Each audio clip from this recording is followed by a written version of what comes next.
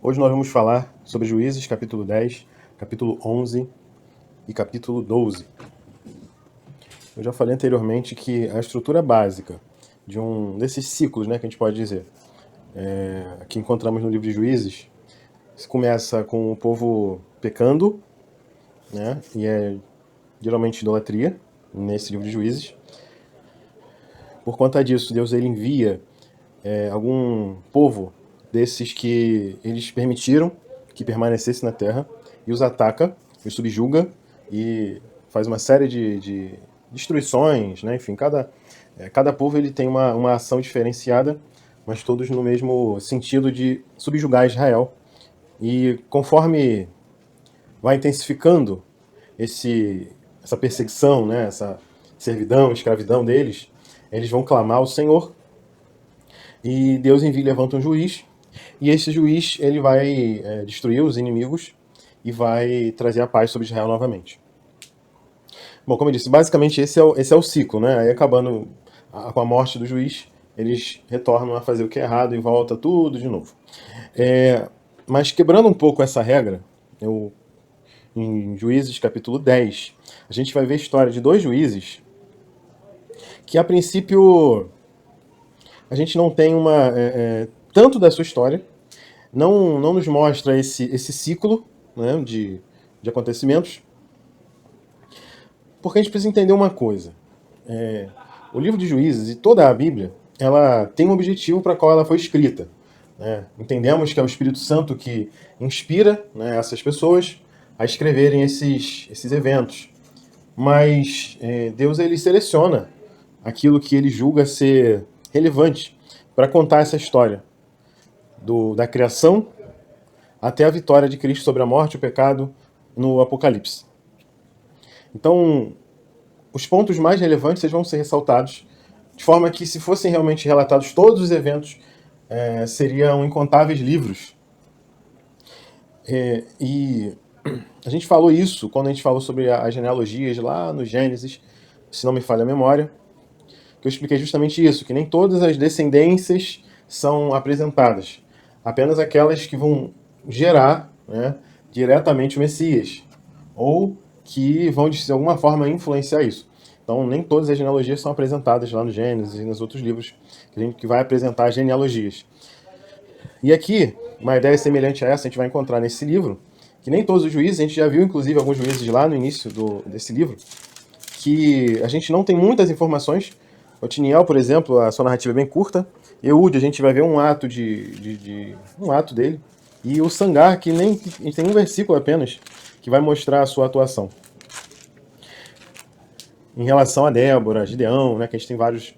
Esses dois aqui, Tolá e o Jair, também são dois juízes que a gente não vai ter uma gama de informações para nos ajudar a entender a fundo como foram as suas histórias.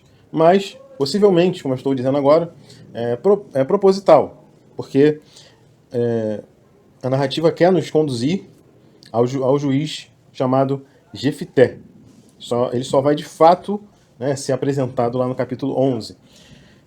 Então esses dois juízes, o Tolá e o Jair, que estão no versículo 1 e 2, o Tolá, e versículo 3 ao 5, o Jair, as informações que a gente tem são muito poucas.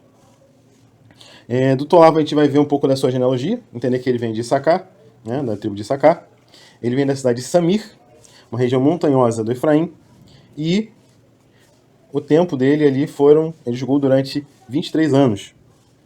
Depois a gente vai ver o Jair, a gente vai ver que ele é gileadita, foram 22 anos, ele tinha 30 filhos, esses 30 filhos, eles tinham 30 jumentos, e eles tinham 30 cidades. Não diz também os inimigos, mas esses dois juízes julgaram justamente depois de Abimeleque. Versículo 1 diz isso. Depois de Abimeleque, Tolá, filho de Puá, filho de Dodô, homem de Issacar, se levantou para livrar Israel. Então a gente vê que ele realmente foi um juiz na categoria dos outros, mas a gente não tem muitas informações, né, como foi a atuação dele. A gente não tem uma certeza como é que foi, e nem como foi de Jair também. Mas a gente precisa saber que existiram esses dois juízes.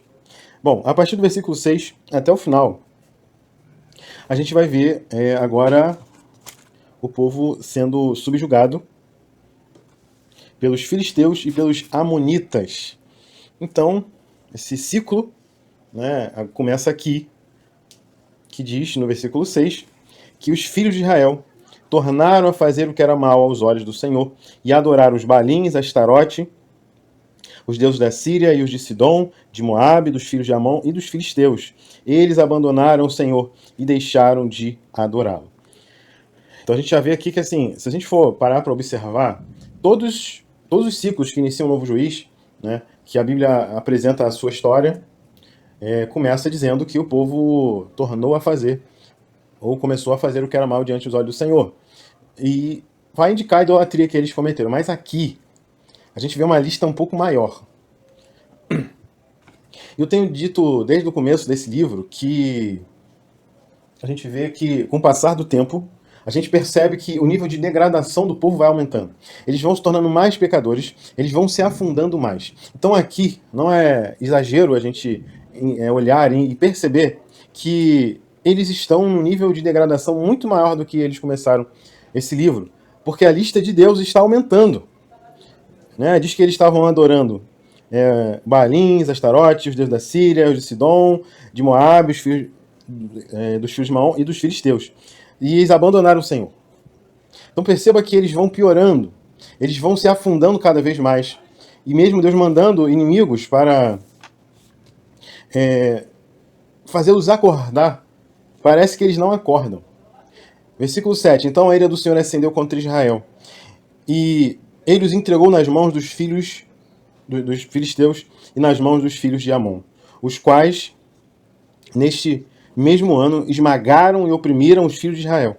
Durante 18 anos oprimiram todos os filhos de Israel que estavam do outro lado do Jordão, nas terras dos amorreus, que está em Gileade.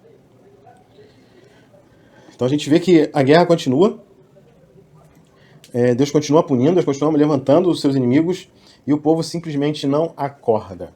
Não acorda.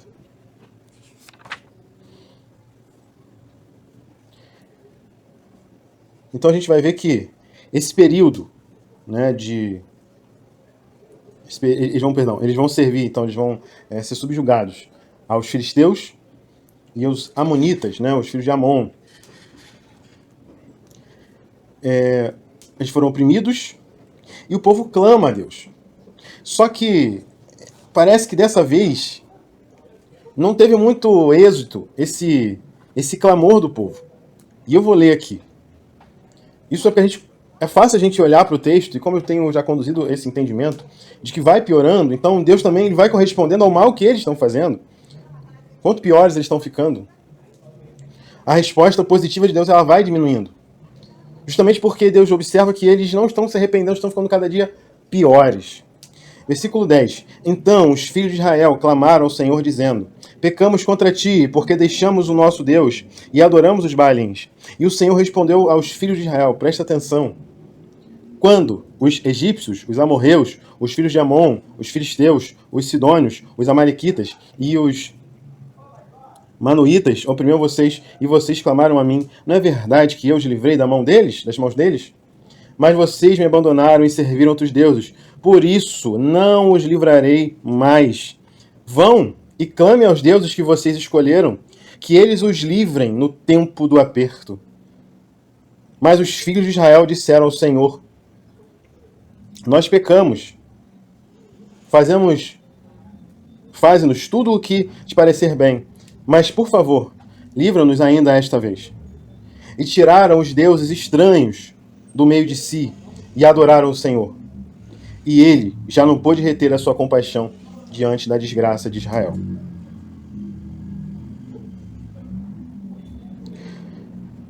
Então a gente percebe que o povo foi piorando com o passar do tempo, para chegar nesse ponto de Deus praticamente dizer que não para eles.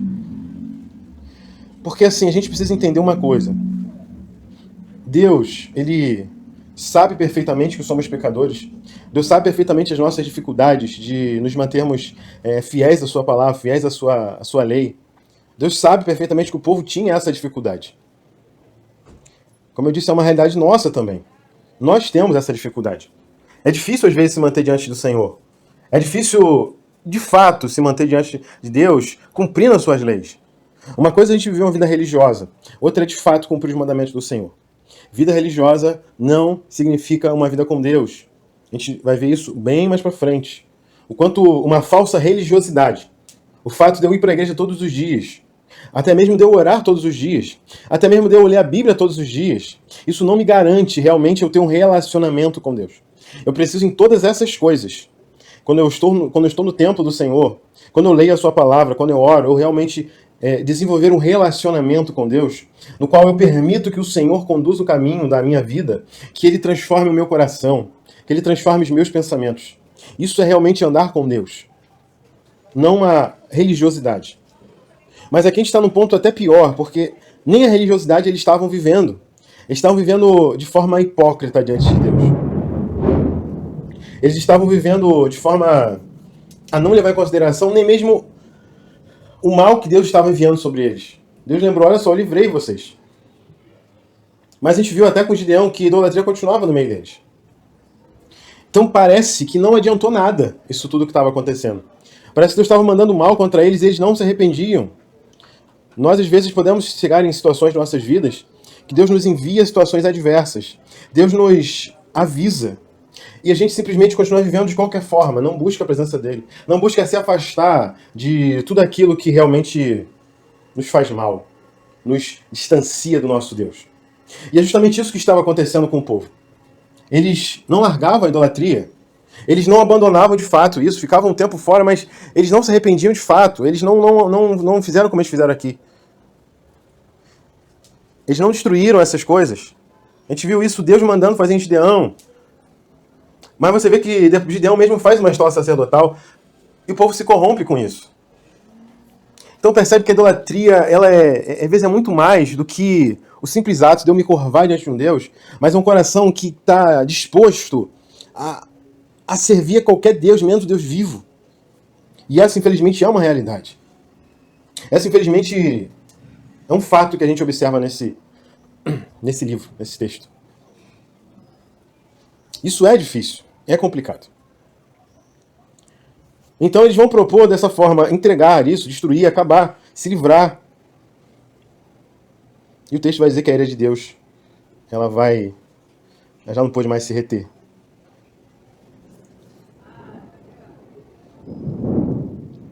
Juízes capítulo 11. Aqui a gente vê Jefité, o início da jornada de Jefité. A gente precisa conhecer Jefité porque Jefité não é a pessoa mais adequada para assumir o cargo de juiz. Jefité não é a pessoa mais qualificada para fazer isso. E lendo o texto parece que Deus, nem mesmo Deus, estava nesse processo de escolha. Muito embora eu entenda que todos os eventos aqui, Deus de alguma forma está conduzindo tudo.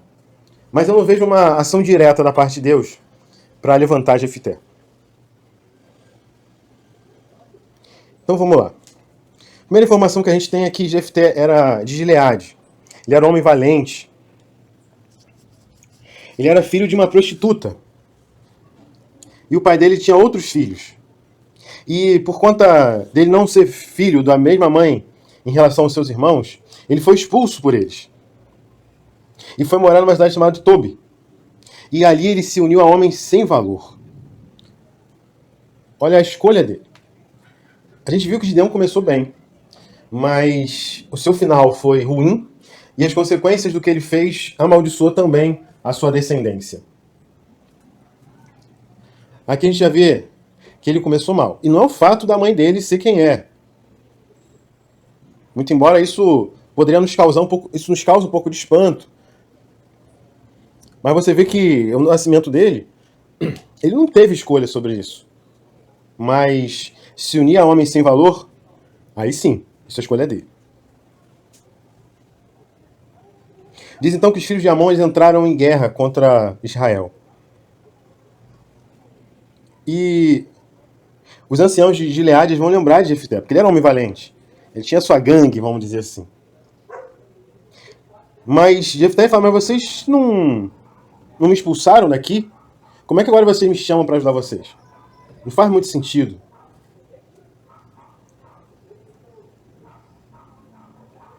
Diz então que Jefté, ele aceita ajudar, mas então vai se colocar como chefe deles agora. Vocês querem me chamar então? Tudo bem. Mas eu quero dominar sobre vocês. Aquilo que Gideão recusou no tempo dele, aquilo que Abimeleque, filho de Gideão, também de uma forma violenta, ele deu um golpe, né, dos seus irmãos, matou os seus irmãos e se colocou rei. Agora a gente vê Jefité se colocando como líder. Ele propõe também isso. Só que Jefité tem uma característica diferente de Abimeleque. Ele parece que conhece o Senhor. Parece. Mas tem uma visão deturpada dele. Ele tem uma visão deturpada. A gente vai perceber isso ao longo do nosso estudo sobre Jefité. Então ele se coloca como chefe e ele vai enviar então mensageiros para os filhos de Amon para entender o motivo da guerra. Eles vão dizer então que eles querem as terras de Arnon até o Jaboque e até o Jordão. Jefté argumenta sobre a possessão dessa terra, mas não é ouvido por eles. Olha o que o texto diz no versículo 22 ao 24. Os israelitas tomaram posse de todo o território dos amorreus, desde Arnon até o Jaboque, desde o deserto até o Jordão. Assim o Senhor, Deus de Israel, expulsou os amorreus de diante do seu povo, diante do seu povo de Israel. E você pretende ser dono dessa terra? Não é fato que você considera como sua propriedade aquilo que Quemos é o nome, seu Deus, lhe dá? Assim, nós possuiremos o território de todos os que o Senhor nosso Deus expulsou de diante de nós.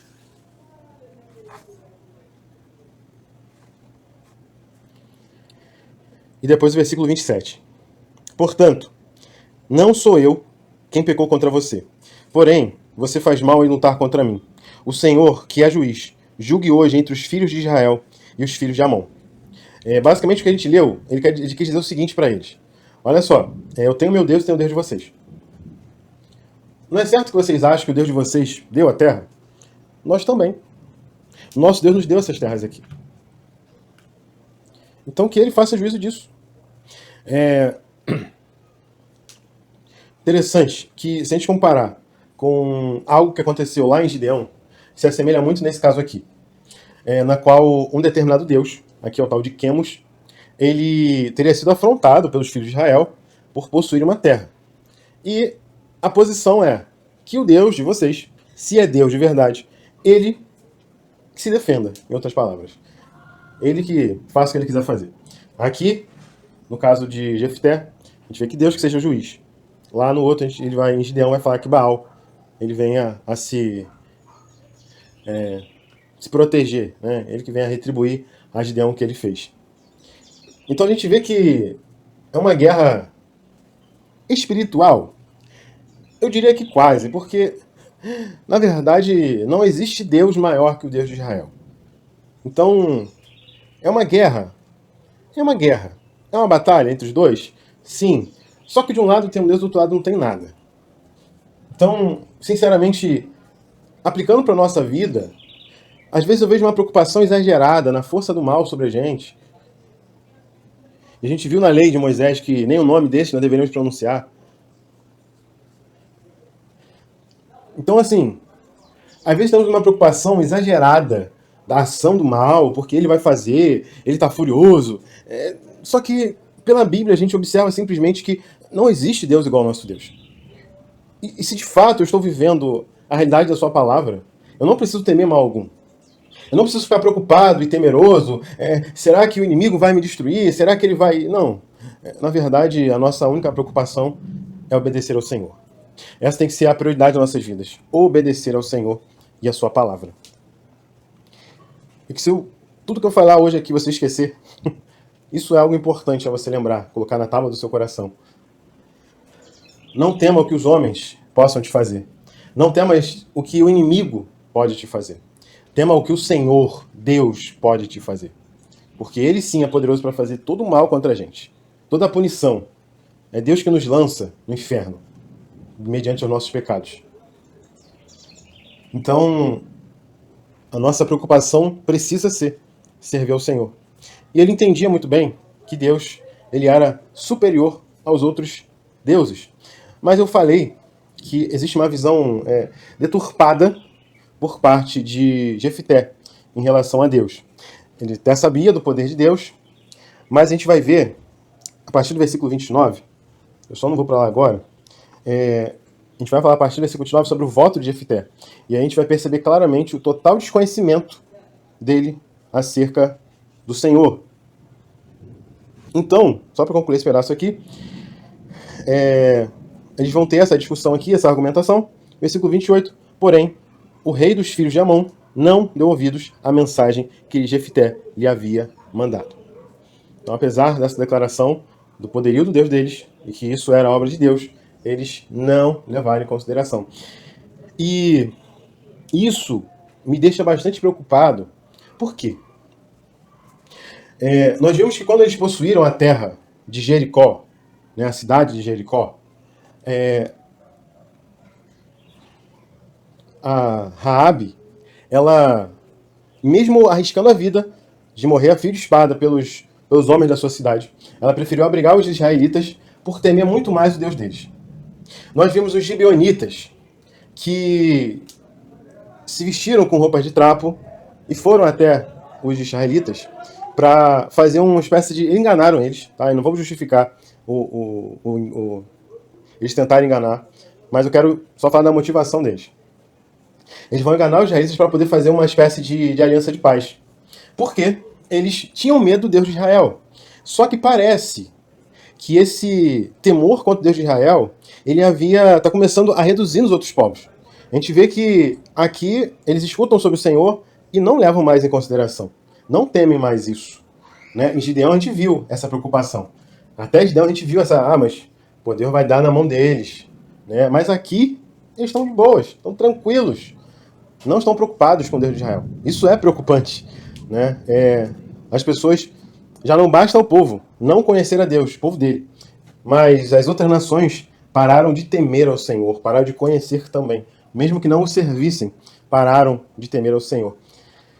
Isso vai ficar muito evidente também lá em Gideão. Vamos falar sobre o voto de Jefité, versículo 29 até o 40, que encerra esse capítulo. Voto de Jefité começa dizendo o texto que o Espírito do Senhor se apossou de Jefté e ele foi até os filhos de Amon. Até aí tudo bem. Até aqui tá tranquilo. O Espírito Santo veio e ele foi atrás dele, aquela fúria, vamos vencer. Até aí tudo bem. Lembra que Gideão, a gente viu que ele começou muito bem o que ele fez, mas alguns atos daí pra frente parece que ele fez meio que da vontade dele, fugiu de Deus? Então, o voto de Jefité é justamente isso. Jefité, então, ele vai fazer um voto ao Senhor, que se ele fosse vitorioso, ofereceria em holocausto o primeiro que saísse ao seu encontro quando ele voltasse para casa. E ele venceu os inimigos. Até aí você vai pensar, poxa, que bom. Ele fez um voto ao Senhor e Deus o ouviu. Né? Só que Deus já estava com ele, porque o Espírito Santo já havia vindo sobre ele. Então não precisaria desse voto. Mas ele o fez. E quando ele faz esse voto, quem aparece quando ele volta da batalha, né? Ele vai e vence. E quando ele volta, a sua filha, sua única filha. Ele só tinha uma filha que não era nem casada ainda. Só tinha literalmente uma filha. Né? Não tinha nem homens, nem outras filhas. Só tinha a filha única. E ele fala, poxa filha, vendo você aqui, isso me deu um motivo de tristeza tão profundo. Né? Porque eu fiz um voto ao Senhor. Ela disse, pai, você fez um voto ao Senhor, então faz de acordo com esse voto. Você não pode descumprir um voto que você fez ao Senhor. E isso está na lei. Que eu não. O israelita não podia fazer um voto e não cumprir. Tinha que se apressar e cumprir um voto ao Senhor. Então ele tinha que cumprir esse voto.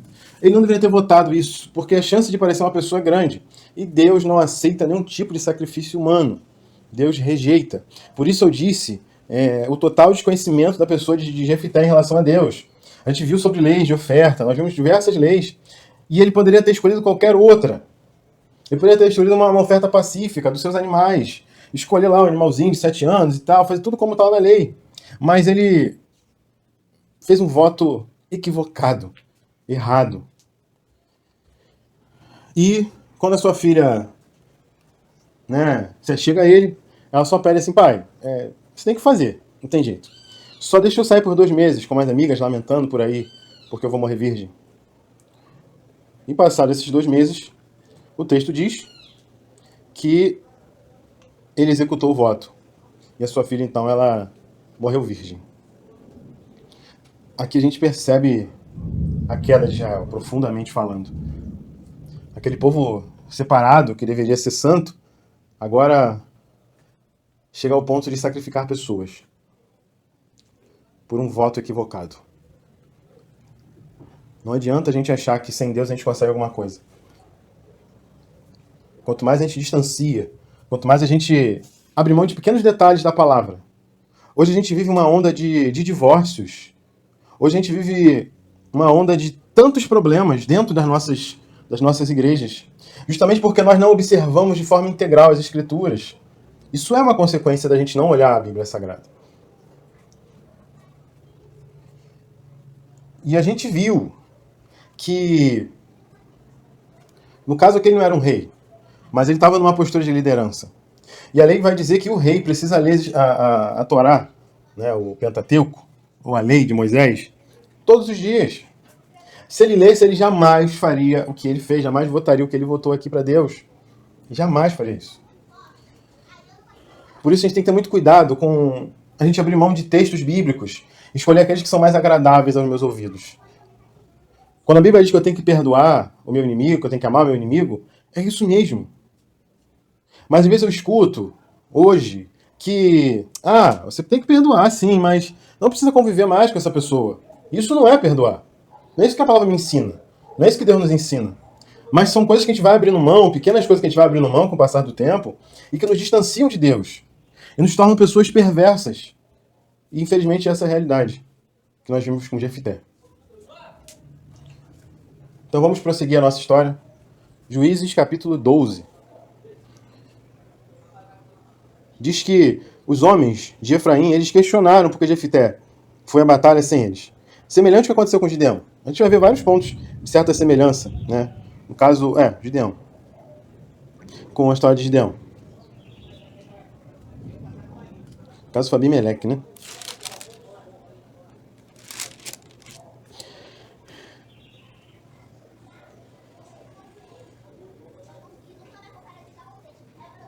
E Jefté, então, ele vai responder o seguinte. Mas Jefté respondeu. Eu e meu povo tivemos uma grande discussão com os filhos de Amon. Chamei vocês, mas vocês não me livraram das mãos deles. Quando vi que vocês não iam me livrar, arrisquei a minha vida e fui lutar contra os filhos de Amon. E o Senhor os entregou nas minhas mãos. Então por que vocês estão vindo para lutar contra mim? Já a resposta aqui já está um pouco mais estressada, essa resposta aqui. Então vai dizer que houve uma guerra entre os homens de Gileade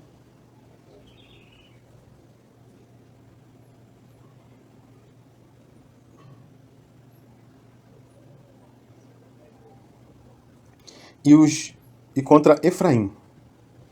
Morreram aqui nessa batalha 42 mil efraimitas. 42 mil homens morreram aqui por conta dessa guerra aqui.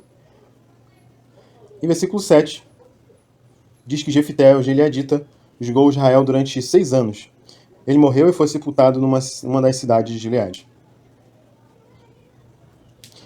E assim se encerra, não o capítulo, mas encerra a história de Jefté, que começou mal. A sua história antes dele foi ruim, as suas escolhas foram ruins, e as consequências de tudo que ele fez, uma pior que a outra. Tudo foi muito complicado aqui na história de Jefté. E para encerrar esse capítulo, ele vai apresentar também mais 3 juízes. E semelhante aos do início, a gente não tem muitas informações sobre eles, então eu só vou citar aqui, né, quais são os nomes e as informações que a gente tem, né, do texto. Bom, o primeiro foi Ibissã, ele é de Belém. Ele tinha 30 filhos e 30 filhas. E diz que casou seus filhos com os filhos, né, homens com mulheres de fora, e as filhas com homens de fora. Ele julgou por 7 anos e foi sepultado em Belém. Isso está do versículo 8 ao versículo 10. No versículo 11 ao versículo 12 vai falar sobre o Elon. Elon, ele era de Zebulon, ele julgou por 10 anos e foi sepultado em Aijalon, terra de Zebulon. E o último juiz desse capítulo é o Abdon, do versículo 13 ao versículo 15. Abdon, ele era filho de Eliel, o Piratonita, uma cidade chamada Piratom. Ele tinha 40 filhos e 30 netos. Eles cavalgavam em 70 jumentos, né? Entre filhos e netos dariam 70. Ele julgou por 7 anos e foi então enterrado na terra de Efraim. E dessa forma a gente encerra o capítulo 12. A grande lição negativa que a gente tem é justamente de Jefté. E a gente percebe que a história está piorando. E a gente vai entrar amanhã então em Sansão. Sansão a gente vai ver é o último juiz. E a gente vai ver aqui então um último estágio de degradação. Como eu disse, Gideão ele começa medroso, devagarzinho, mas depois se solta. Depois começa a se vingar dos outros, começa a matar todo mundo, seu filho nasce sanguinário, mata todo mundo e acaba morrendo com isso. Jefté é aquele que já nasceu num berço não muito bom, mas também teve escolhas terríveis de amigos e foi seguindo nesse rumo de não saber servir ao Senhor de forma correta. Fez um voto equivocado ao Senhor, mesmo tendo o Espírito Santo, porque eu já disse que o fato do Espírito Santo entrar na vida desses homens, que fizeram tantas coisas erradas, não significa dizer que Deus estava aprovando os atos deles, mas Deus estava aplicando a sua justiça e a sua misericórdia sobre aquele tempo ali. Ele estava aplicando a justiça sobre aqueles povos que se levantavam contra Israel e estava agindo com misericórdia em relação a Israel que estava clamando a ele, porque se voltarmos na lei mosaica, Deus deixa claro que se eles fizessem o que é certo, a bênção de Deus estaria sobre a vida deles. Mas se eles fizessem o que é errado, Deus iria permitir todo o mal contra eles. E se eles chegassem num ponto de tão distância da presença dele e clamassem, Deus voltaria e ouviria a oração deles. Então aqui a gente vê que, apesar de Jefté, Deus estava salvando o seu povo. Porque se de fato Deus fosse procurar na terra homens e mulheres que de fato seguissem de forma integral a palavra, e somente com essas pessoas Deus pudesse de fato libertar, levar a palavra, a gente teria um sério problema. Porque tudo isso aqui, na verdade, aponta para a pessoa de Cristo. Porque a gente está vendo que patriarcas erraram. Vimos que Moisés falhou. Nós vimos que Josué falhou. Estamos vendo que os juízes estão falhando. A gente vai ver posteriormente que os reis falharão. Porque, na verdade, nós precisamos de Cristo Jesus, nosso Senhor. Com isso eu peço que Deus te abençoe, que Deus te guarde, que Deus guarde sua família, guarde seu coração, para que você não venha a se desviar dos caminhos do Senhor. Porque quando a gente se desvia de Deus, todo mal vem sobre as nossas vidas. E o pior castigo que Deus pode nos proporcionar não é nem mandar inimigos, é deixar de nos guardar. Essa é a pior punição de Deus, Deus nos entregar nossas próprias paixões. Você quer viver dessa forma? Então viva como você quer viver. Esse é de fato o pior castigo que Deus pode nos proporcionar. Que Deus te abençoe, que Deus tenha misericórdia de ti, que Deus te dê a paz. Em nome de Jesus. Amém.